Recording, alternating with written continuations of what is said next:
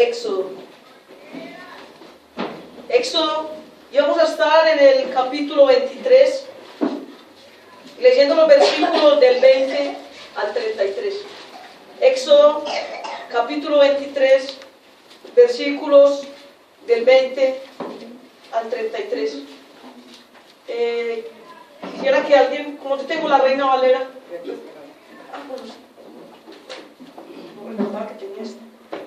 para leerlo en la misma versión. Date cuenta, Israel, que yo envío mi ángel delante de ti para que te proteja en el camino y te lleve al lugar que te he preparado. Presta atención y obedece. No te rebeles contra él porque va en representación mía y no perdonará tu rebelión. Si lo obedeces y cumples con todas mis instrucciones, seré enemigo de tus enemigos y me opondré a quienes se te opongan. Mi ángel te guiará y te introducirá en la tierra de estos pueblos que voy a exterminar, tierra de amorreos, hititas, fereceos, cananeos, heveos y jebuseos. No te inclines ante los dioses de esos pueblos, no les rindas culto ni imites sus prácticas, más bien derriba sus ídolos y afea sus piedras sagradas. Adora al Señor tu Dios y Él bendecirá tu pan y tu agua. Yo apartaré de ustedes toda enfermedad. Envía en tu país ninguna mujer abortada ni será estéril. Yo te concederé larga vida. En toda nación donde pongas el pie, haré que tus enemigos te tengan miedo, se turben y huyan de ti. Delante de ti enviaré avispas para que ahuyenten a los heveos, cananeos e hititas. Sin embargo, no los desalojaré en un solo año, no sea que al quedarse desolada la tierra aumente el número de animales salvajes y te ataquen. Los desalojaré poco a poco hasta que sean lo bastante fuerte para tomar posesión de la tierra. Extenderé las fronteras de tu país desde el Mar Rojo hasta el Mar Mediterráneo y desde el desierto hasta el río Éufrates. Pondré bajo tu dominio a los que habitan allí y tú los desalojarás. No hagas ningún pacto con ellos ni con sus dioses, ni los dejes vivir en tu tierra. Te pondrán una trampa para que adores a sus dioses y acabarás pecando contra mí. Amén. Pueden tomar asiento, hermanos.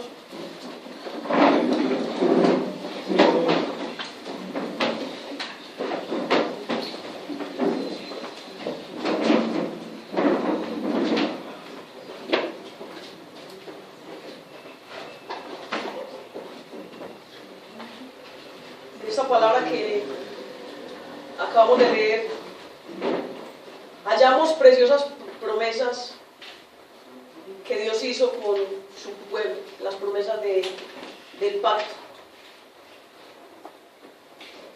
Hoy, con tan solo ver las noticias, con tan solo salir de nuestros hogares, de nuestras casas, podemos apreciar en el mundo un panorama muy desalentador.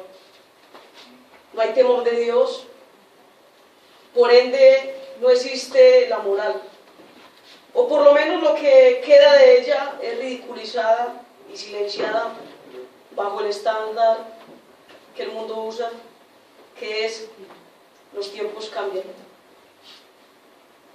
Lo que antes era un escándalo digno de vergüenza, hoy le llaman preferencia sexual.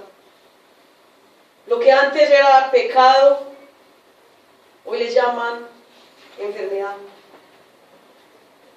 El hombre ha cambiado el estándar de Dios y lo ha cambiado por estándares que se acomodan a la perversidad de su corazón. Y por eso la oración decía que caminar en esta tierra se convierte en una tarea ardua, en una tarea agobiante, muchas veces desalentadora. Y quienes poseen un poco de moral son tildados por los jóvenes como achacados a la antigua. Quienes temen a Dios, quienes tememos a Dios, somos tenidos como locos. Las personas a quienes los jóvenes antes querían imitar, por lo menos no tenían una conducta moral tan escandalosa como ahora. Pero hoy, esos personajes a quienes los jóvenes quieren imitar son ídolos con actividades escandalosas tremendas. Los ídolos de los jóvenes de hoy son adúlteros, homosexuales, borrachos, fornicarios, asesinos. Y quise traer esto como contraste a lo que el pueblo de Dios experimentaba. Creo que todos recuerdan que en el Éxodo se nos narra la salida del pueblo de Dios de la esclavitud de Egipto. Y la experiencia que enfrentó el pueblo de Dios al ser librado de Egipto también presentaba un panorama muy desalentador. Ellos tendrían que atravesar desiertos, ellos tendrían que pelear batallas hasta llegar a la tierra prometida. Y hoy en nosotros la esperanza por momentos parece perderse entre tantas nubes de pecado que podemos ver. Y aunque nuestras luchas hoy son más espirituales y las del pueblo de Dios fueron más físicas, sin embargo, al igual que el pueblo peregrino de nuestro texto, nosotros hoy también debemos abandonar la esclavitud del pecado. Nosotros hoy también debemos enfrentar gigantes como son la desesperación, como son la ansiedad, como son la duda. Nosotros hoy también tenemos que atravesar desiertos, como son la necesidad, como son la aflicción, como son el abandono, como son a veces las necesidades a veces físicas y económicas que tenemos. Nosotros hoy también tenemos que derribar ídolos, porque muchas veces hacemos ídolos en nuestros corazones. Juan, escribiendo a la iglesia, él dice: hijitos míos, guardaos de los ídolos. Y nosotros muchas veces nos hacemos ídolos. Por decir algo, nos gusta mucho un predicador y terminamos convirtiéndolo en un ídolo, y eso ya es pecaminoso. Los padres, por ejemplo, llegan a amar tanto a sus hijos que llegan a convertirse en ídolos para ellos, y cuando reciben de ellos lo que no esperan, eso les causa tanto dolor y tanta desesperanza que su mente se turba y terminan pecando contra Dios. Nosotros vivimos en medio de un mundo caído, pero tenemos una esperanza, y esa esperanza no nos debe avergonzar. Y por eso quise dar como título al mensaje de hoy: promesas para un alma abatida. Y vamos a estar desarrollando este mensaje bajo tres puntos. En primer lugar, veremos una compañía fiel. En segundo lugar, veremos una provisión permanente. Y en tercer lugar, veremos una victoria segura. Si analizamos el texto detenidamente, veremos que esos tres factores están dentro del texto. Esta porción de la palabra, en esta porción hallamos tantas cosas que no nos alcanzaría el tiempo para desarrollarlas cada una, pero nos vamos a centrar en esas tres que les dije, y pienso que esas tres promesas constituyen suficiente esperanza para el creyente vivir en medio de este mundo caído. Así que vayamos a nuestro primer punto: una compañía fiel. Y eso está en los versículos 20, 21 y 23. Aquí el Señor le promete a su pueblo que el ángel de la presencia de Dios sería con ellos, y que ese ángel sería una guía en el camino, que sería un guarda que conservaría y los defendería, que vencería a sus enemigos en el camino hacia la tierra donde iban, y que después de llegar a ella también los guardaría. Cuando uno lee este texto, puede pensar inmediatamente en Éxodo 13. Todos recuerdan que Éxodo 13, y si no, pues yo lo recuerdo en este momento, fueron los 2 primeros meses de vida del pueblo después de que salió de cautividad de Egipto. Y Moisés le dijo al Señor que si la presencia de él no lo acompañaba, que él no iría a ningún lado. Y vemos que el Señor le ratificó ese pacto y esa promesa, mostrándoselo a través de una nube. Veíamos que en el día el Señor, la presencia del Señor estaba delante de ellos en forma de una columna de nube, y en la noche era una columna de fuego, y eso evidenciaba que la compañía del Señor estaba con ellos. Y podemos ver en esa escena la perpetuidad de cómo Dios establece sus pactos.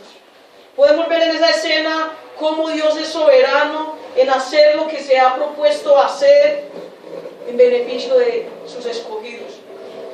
Y vemos cómo el Señor todo esto lo hace para su propia gloria. Como le recordaba en Éxodo 13, se veía un Dios que no es un Dios que solamente salva a su pueblo para luego dejarlo a su suerte, sino que es un Dios que salva, es un Dios que acompaña, es un Dios que guía y es un Dios que cumple lo que promete.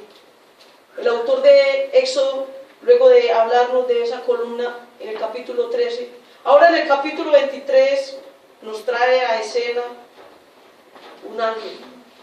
Un ángel acompañando el pueblo de Dios durante este peregrinaje.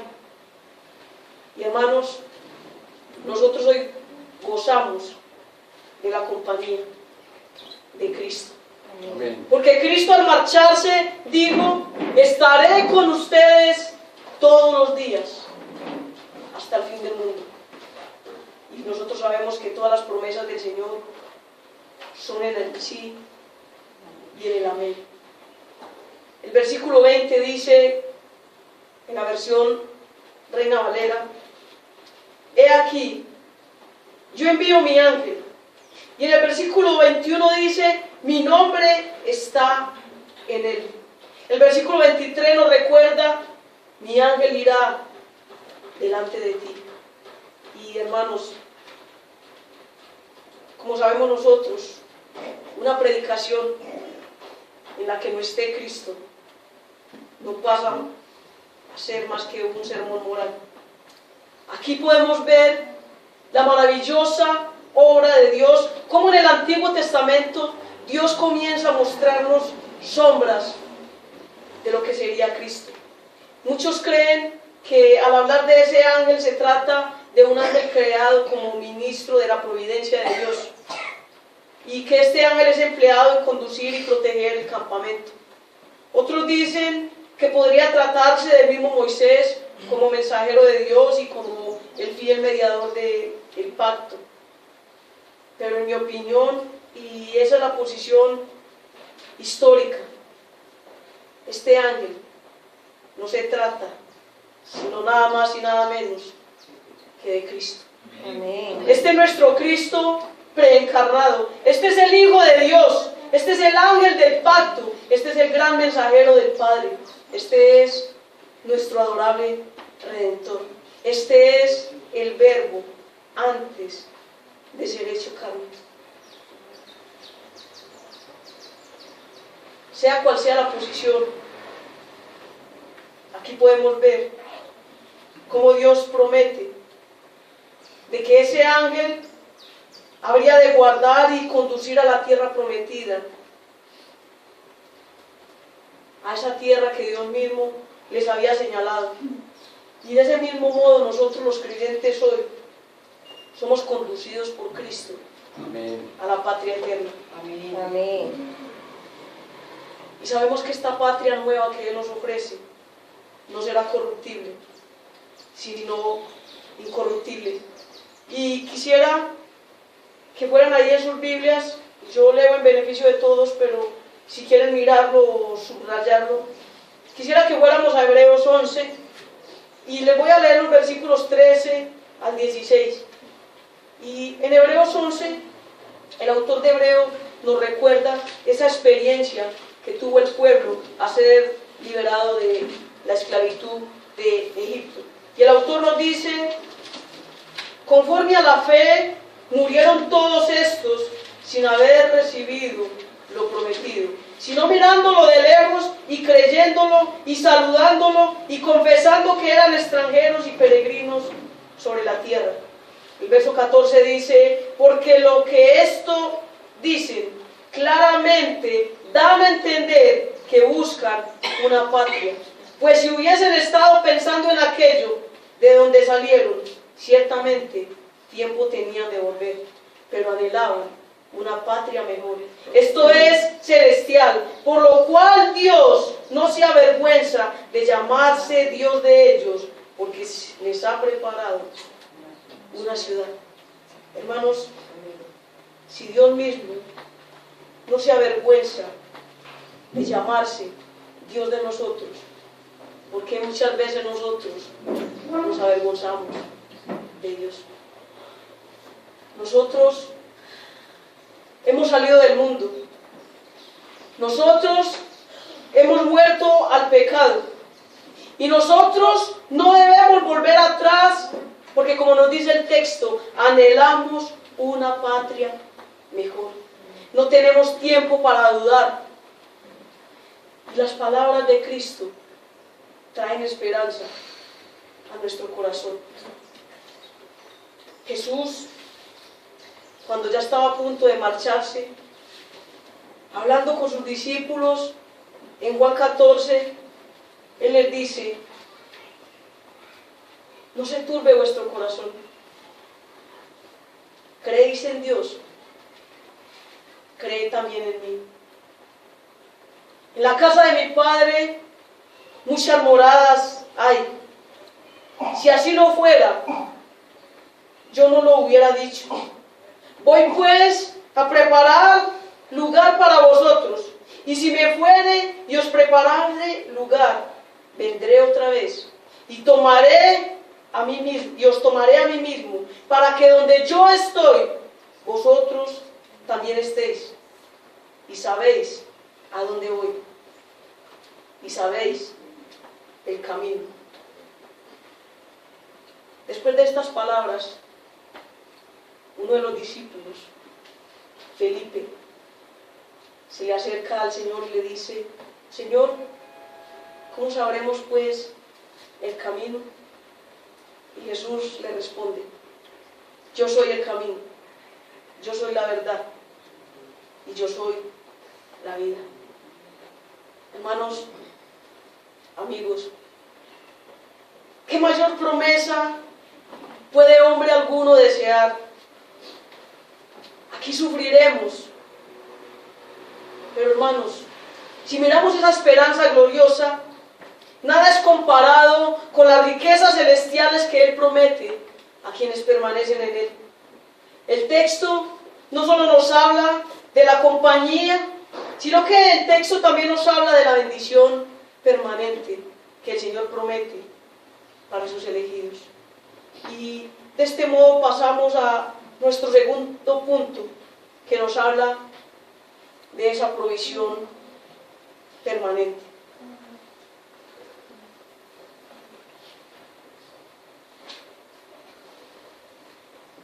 Meditando un poco más en esto, y antes de continuar con el segundo punto, creo que todos tenemos un amigo, una amiga, una amistad con la cual empatizamos tanto que se nos pasan las horas al lado de esa persona y ni siquiera nos damos cuenta. Y es muy grato poder disfrutar de ese tipo de compañía. Y pensando en esa compañía fiel, mi corazón se conmueve al entender, como dice un himno, que aún en dulce paz, aún en lucha cruel, con cuánta bondad me guía Él. La compañía de Dios, la compañía de Cristo, la de su Espíritu Santo, deben constituir para el creyente las fuerzas suficientes para continuar luchando. Cuando la desesperanza viene a nuestro corazón, deberíamos sentirnos avergonzados. Cuando dejamos que las necesidades que vienen a nuestra vida nos afligen, deberíamos avergonzarnos. Porque es que tenemos las mejores promesas.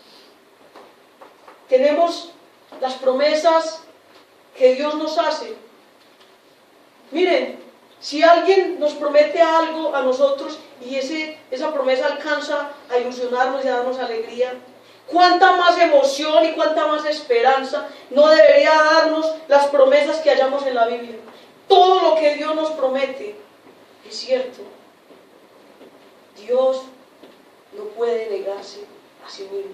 Él dice, si vosotros fueres infieles, yo permaneceré fiel, porque yo no puedo negarme a mí mismo. Amén. Hermanos, ahora sí pasamos a nuestro segundo punto, una provisión permanente. El versículo 25 dice, mas a Jehová vuestro Dios serviréis, y Él bendecirá tu pan y tus aguas, y yo quitaré toda enfermedad en medio de ti. No habrá mujer que aborte, ni estéril en tu tierra, y yo completaré el número de tus días. Cuando uno lee esto y va al Nuevo Testamento, en Filipenses 4, vemos cómo Pablo nos habla acerca del contentamiento cristiano. Pablo, escribiendo a la iglesia de los Filipenses, dice que él ha aprendido a contentarse con cualquiera que sea su situación. Pablo dice, he aprendido a vivir en medio de la abundancia. También he aprendido a vivir en medio de la escasez. Pero nosotros tenemos la tendencia de que adoramos libremente a Dios y hay una sonrisa en nuestro rostro cuando todo va bien. Pero cuando somos pasados por la prueba, se llena de amargura nuestro corazón. Y esa amargura borra de nuestro rostro la sonrisa que debe caracterizar a un creyente por el mero hecho de entender que ha sido salvado. Ser salvado de la ira de Dios y de la esclavitud del pecado debería ser para nosotros suficiente. Y ya lo demás debemos entender que el Señor lo puede añadir si así es su voluntad. A Dios le ha placido que muchos sean ricos, hablando económicamente, durante toda su vida. Dios ha permitido que muchos sean pobres, pero en cualquiera de las dos situaciones, Dios es sabio y sabe a cada quien lo que Él permite. Dios sabe qué es lo mejor para nosotros. Y si no te ha dado riquezas, Él sabe por qué. Y si te las ha dado, también sabe por qué. Y sea cual sea tu situación, debes aprender a tener contentamiento cristiano y a darle gracias a Dios por lo que has recibido. Amén. El texto dice que Él bendecirá tu pan y tus aguas y quitaré toda enfermedad. Y la mayor enfermedad que el hombre tiene es la enfermedad espiritual. Es más, antes de Cristo nosotros estábamos muertos en nuestros delitos y pecados. Aquí en esta promesa vemos que Dios bendeciría su pan, bendeciría su agua. En otras palabras, el Señor les está diciendo que les daría alimento, les daría vida, que no estarían expuestos a hambre ni enfermedades. Y vemos que en ese pueblo todos saben que estuvieron 40 años atravesando el desierto y aún sus vestidos y su calzado milagrosamente fue conservado por Dios. Hermanos, deberíamos alegrarnos con tener el techo y con tener el alimento. Deberíamos estar contentos con lo que Dios en su gracia nos ha otorgado. No debemos estar pensando en aquellas cosas que no tenemos, porque nosotros lo tenemos todo, porque tenemos a Cristo. Amén. En esta promesa se supone un cómodo asentamiento al llegar a su nueva tierra. Y esto generaba condiciones suficientemente favorables como para que el pueblo pudiera servirle al Señor, que de paso es el único Dios verdadero. Y aquí podemos ver en esta promesa los siguientes beneficios. El Señor promete sanidad de sus alimentos. El Señor promete conservación de la salud física. El Señor promete incremento y conservación de sus bienes. El Señor promete longevidad, vida larga. Él dice, completaré el número de tus días. Y ustedes me dirán, Rodrigo, pero mire que ahí el Señor está hablando de incremento y conservación de sus bienes. Hermanos, debemos recordar que las promesas para el pueblo de Israel fueron promesas físicas de riqueza material. Las promesas para el nuevo Israel, para el Israel del nuevo pacto, son promesas espirituales. Recuerden lo que Cristo dice, que el Hijo del Hombre no tiene ni siquiera dónde recostar su cabeza. Y también dice, si alguno quiere venir en pos de mí, niéguese a sí mismo, tome su cruz y sígame. Hermanos, el Evangelio de la prosperidad nos lleva a aferrarnos de estas promesas mal enfocadas, haciéndonos pensar que estar en Cristo es sinónimo de riqueza material. Pero todos sabemos que las riquezas, cuando nuestro corazón está puesto en las riquezas, estas nos apartan, nos alejan del Señor. Como les decía, las promesas para el antiguo Israel tenían una connotación más material. Hoy para el nuevo Israel es más espiritual. Y podemos ver que hoy existe escasez de alimento espiritual, alimento verdadero. Vemos que tristemente la mayoría de iglesias ofrecen a sus fieles, y me perdona la expresión, comida chatarra. Hoy les hablan de un evangelio que no es evangelio. Y como decía la lectura que hicieron ahora de Gálatas 1, si aún un mismo ángel os anunciare un evangelio diferente al que está escrito en la palabra, sea anatema, sea maldito. Hoy puede que haya escasez de alimento espiritual, pero yo tengo una convicción. Yo creo en las promesas del Señor y yo sé que Dios nunca dejará morir de hambre a ninguno de sus escogidos. Amén. Él conservará siempre remanentes fieles. Amén. Que estén dispuestos a dar alimento vivo. Amén. Y sé que muchos de los que están aquí, al igual que yo, llegamos a comer de ese falso evangelio. Muchos llegamos a comer de ese falso pan que cuando más tendría esencia de pan, pero realmente no lo era. Y por la gracia de Dios, con esa sola esencia, sobrevivimos, porque Dios nos sostuvo. Amén. Y nos conservó. Y hoy podemos decir con certeza que gozamos de vida abundante. Amén. Y yo les digo, hermanos, ¿qué más puede anhelar nuestra alma en medio de este mundo caído? Su palabra es nuestro pan diario. Su palabra nos recuerda a ese pan de vida venido del cielo. Cristo es nuestro pan de vida. Y nosotros cada día debemos atesorar esos dichos en nuestro corazón, porque esos dichos de la palabra del Señor constituyen nuestra fortaleza y alimentan nuestra esperanza. Esa esperanza nos hace continuar y avanzar, porque el Señor nos dice que somos más que vencedores por medio de aquel que nos amó.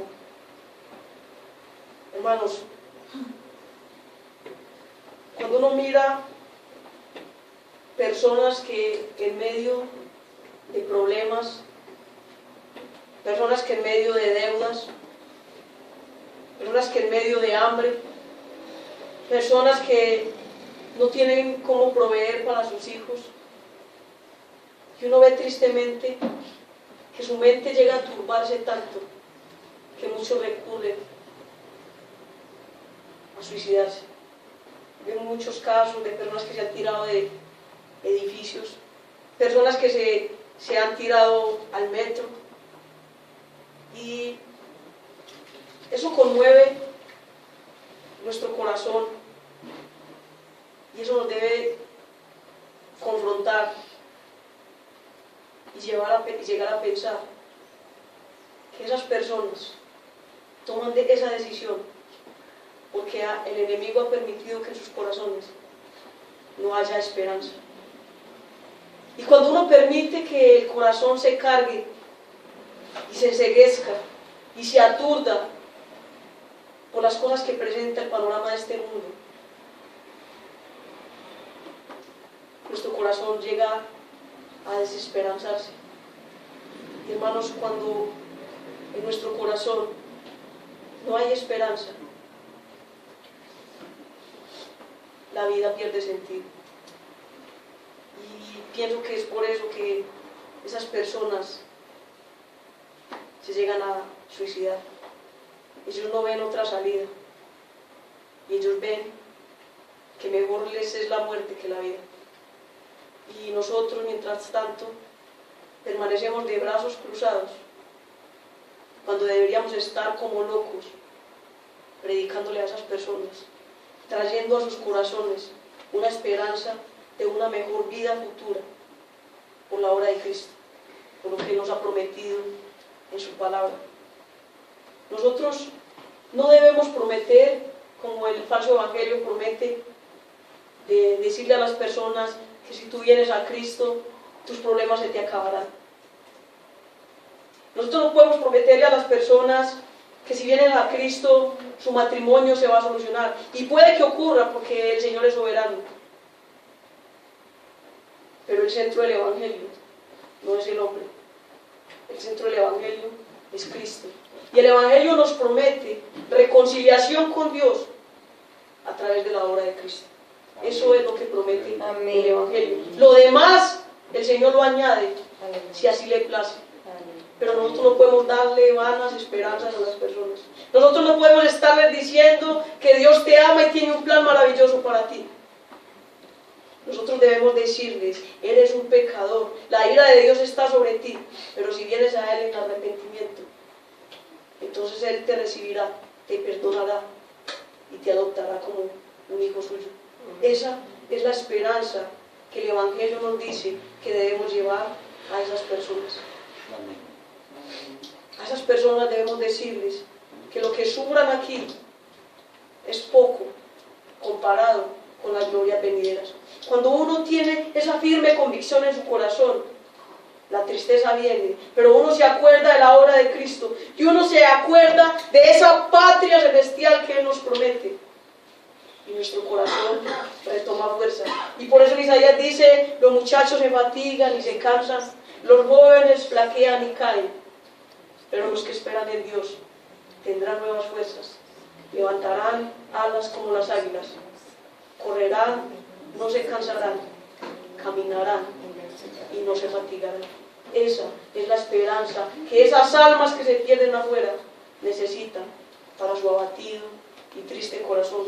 Y lo más triste es que aún en medio de nosotros, los creyentes, a veces hay almas abatidas, enceguecidas, con amargura, y permiten que su corazón se amargue tanto que no disfrutan de la salvación tan poderosa que el Señor nos ha dado. Cuando nosotros perdemos la esperanza, con toda seguridad que se borrará de nuestro rostro la alegría.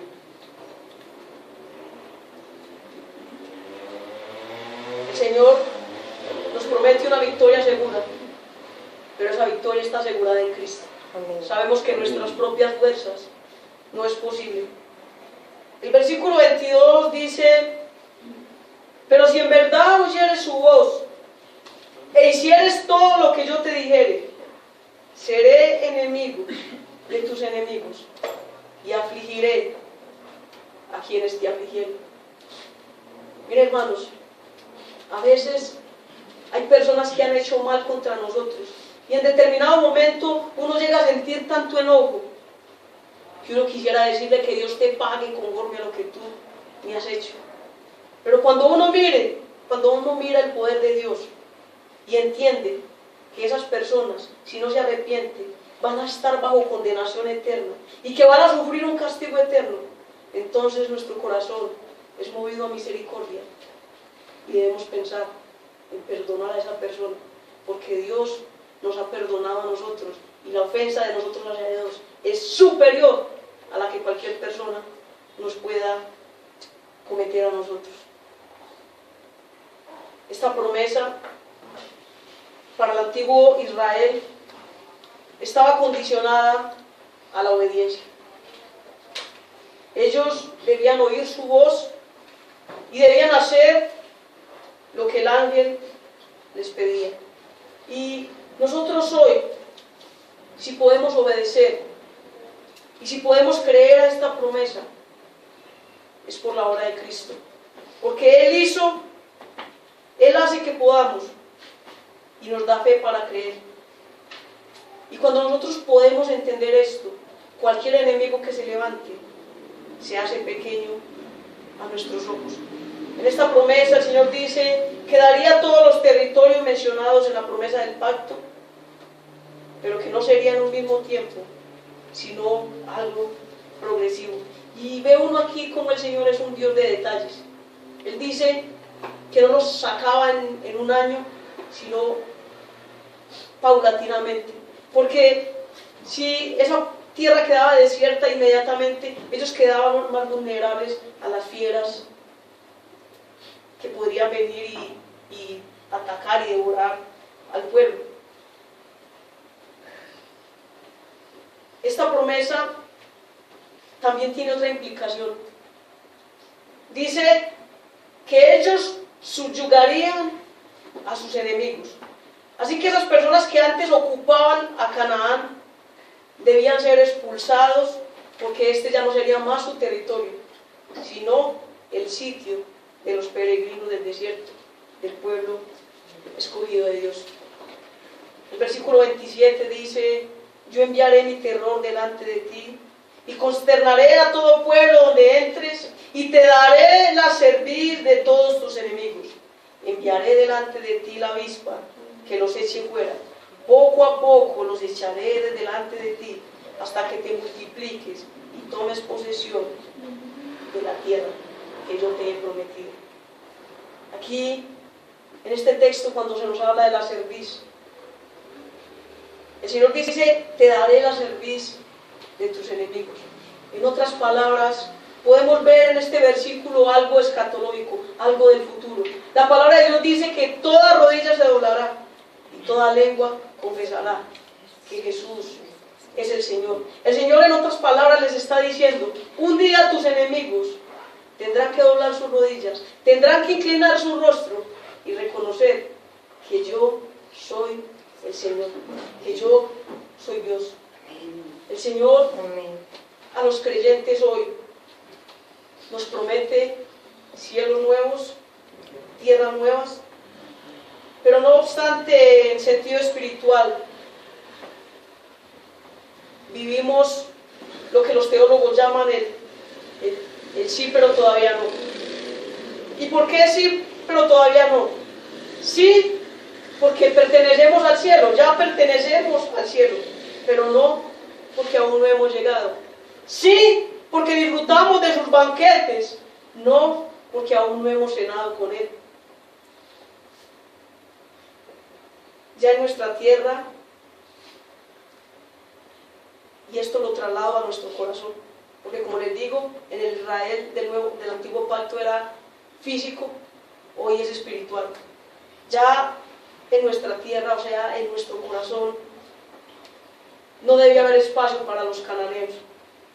Ya en nuestro corazón, nuestro pecado debe ser subyugado, debe ser mortificado, debe ser derrotado. Nosotros debemos hacer morir lo terrenal, como dice la palabra. Y aunque ese remanente de pecado aún habita en nosotros, el Señor dice que no se enseñoreará de nosotros. Aunque nuestro corazón en algún tiempo fue tierra donde ellos habitaron, ese pecado ha sido destronado por la gracia de Dios. Y nuestro nuevo poseedor, dice la Escritura, que Él los exhibió públicamente, triunfando sobre ellos. Así que nosotros hoy somos más que vencedores. Amén. Hermanos, muchos, hablando acerca de este texto, han sugerido, que las avispas que se mencionan aquí no son avispas literales, que es algo como un lenguaje metafórico.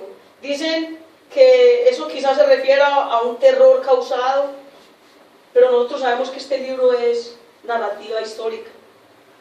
Y hay un texto en Josué que más adelante leeremos que nos confirma que eran avispas literales. Y yo estoy seguro que eran tan literales como las mismas plagas de Egipto.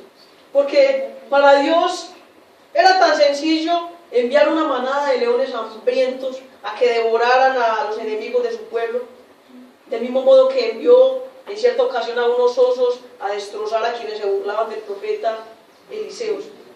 Pero aunque a nuestra vista esto se podría ver como más poderoso, o quizás más fácil o más sencillo, podemos ver cómo el poder de Dios se perfecciona en la debilidad. Amén. Pequeños insectos causaron gran pánico.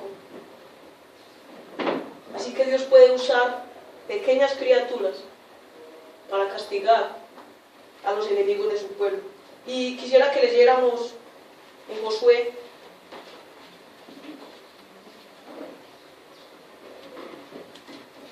Salomón tiene ahí, póngale leerlo, David. Josué 24. Y vamos a leer los versículos del 12 al 14. Josué 24, versículos 12 al 14. 12 al 14. No fueron ustedes quienes con sus espadas y arcos derrotaron a los dos reyes amorreos. Fui yo quien por causa de ustedes envié tábanos para que expulsaran de la tierra a sus enemigos. A ustedes les entregué una tierra que no trabajaron y ciudades que no construyeron. Vivieron en ellas y se alimentaron de viñedos y olivares que no plantaron. Por lo tanto, ahora ustedes entréguense al Señor y sírvanle fielmente. Desháganse de los dioses que sus antepasados adoraron al otro lado del río Éufrates y en Egipto, y sirvan solo al Señor. Amén. Amén. En este texto, todos recordamos que Josué fue el sucesor de Moisés, y como leíamos en Hebreos 11, ellos no pudieron entrar a esa promesa, sino que la vieron y la saludaron desde lejos. Y Josué fue el que reemplazó a Moisés y pudo entrar con el resto del pueblo a la tierra prometida. Pero este texto también nos muestra la dureza de nuestro corazón. Aquí Josué ve la necesidad de recordarles algo que ellos ya sabían. Envié delante de vosotros tábanos. En el otro texto dice avispas.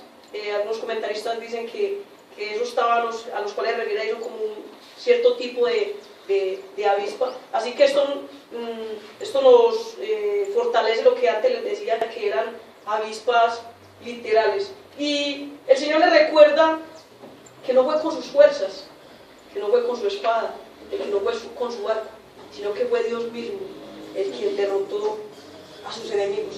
Y los últimos versículos de esta porción son, como les decía, un condicional. Hablan de no fraternizar con el mundo, hablan de no fraternizar con los ídolos. Y por eso en la introducción utilizaba los ídolos que nos creamos y que la juventud de ahora se cree. Hermanos, nosotros, los creyentes, no podemos habitar con idólatras, a menos de que ellos quieran renunciar a sus ídolos y se vuelvan al único Dios verdadero.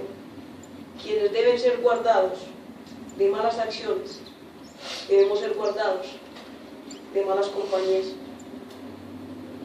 Como les decía, somos un pueblo rebelde.